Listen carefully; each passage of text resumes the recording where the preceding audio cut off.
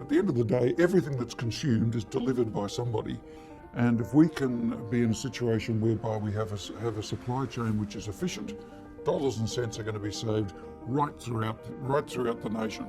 Essentially, our economy is dependent on freight.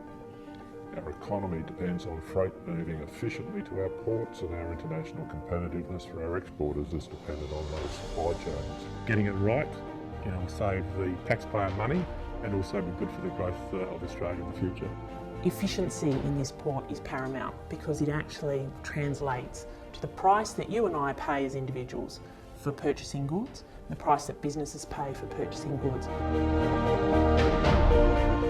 I think a national freight and supply chain strategy is critical for Australia because we have too many examples over time and even now where we spend a lot of time and energy looking at different objectives state by state, and state by state priorities are not necessarily the same as national priorities. We have to have a strategy which is going to make sure that we can deliver efficiently right throughout the country. I think it's clear that the governments can work together to prioritise which networks need further funding, which networks don't, and really coordinate the investment and the planning of those future networks. Because you've got such a diversity of players, there does need to be a common purpose and a common direction and a shared direction in that sense. So you do need to have strategies that people can identify as being opportunities in the future for investment purposes. And we will reach full capacity with regards to domestic air freight capacity in Sydney within 3 years. It's critical that we commence discussions with government and community to see how we together can find solutions that will allow us to meet those capacity requirements until we see the opening of that second Sydney airport.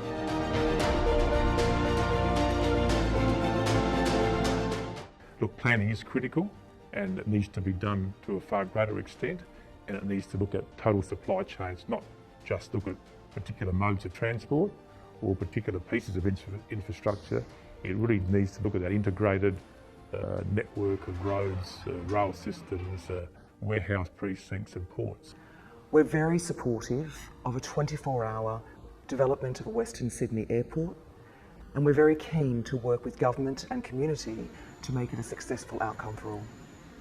We've got 960 stores across the country, and just over 400 of them have been applied a curfew by local councils, which restricts the operation of either the distribution centre or the access of the trucks into the stores. Essentially what happens today is that industry works around bottlenecks, the inefficiencies in the system, and clearly there's great opportunity to make the existing infrastructure more efficient through better planning and investment, but also to look at future investment on priority projects for delivering more efficient freight. I think the potential for freight to get crowded out in the metro areas is a very real risk here and now, and we're in a scenario where typically Australia's supply chains are principally regional. The very long haul, very long distances, but the productivity of those chains is significantly impacted by the nodes at each end.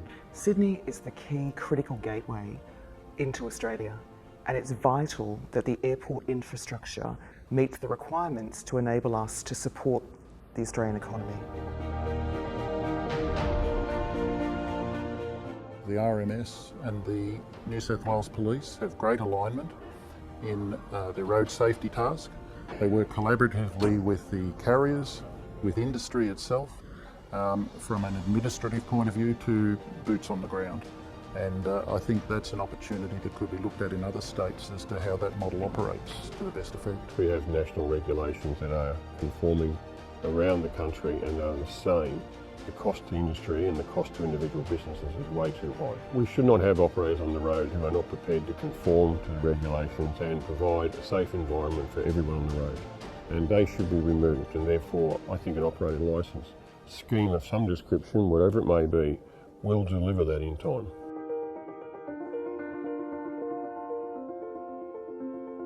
It's not just about Inland Rail being a 1,700 kilometre corridor.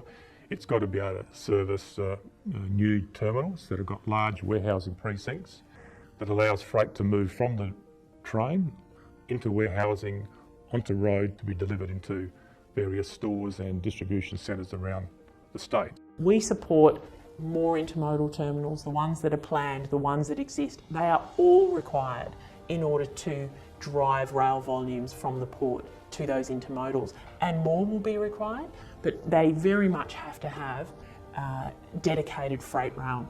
I think the issue is that we do have urban encroachment in our capital city ports.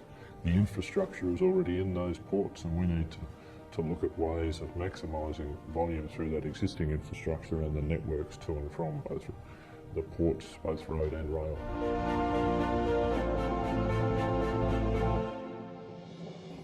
My view on telematics is very simple, and that is I have not got a truck or a company ute on the road in Australia or New Zealand without telematics. I'm a great believer in it. I don't believe you can comply to the regulations today without telematics. The bucket is only so deep, and I think if governments have got the courage to be able to identify exactly where we're going to get the best return for our investment, that's what the view should be. For long-term freight solutions for the country, we need to be thinking about what are the infrastructure pricing mechanisms that are going to drive efficiency, transparency, but most importantly, the right freight finding the right mode for the national economic solution. Now is the time. To get the supply chain right. Now is the time. To get the supply chain right. Now is the time. To get the supply chain right. Now is the time To get the supply chain right.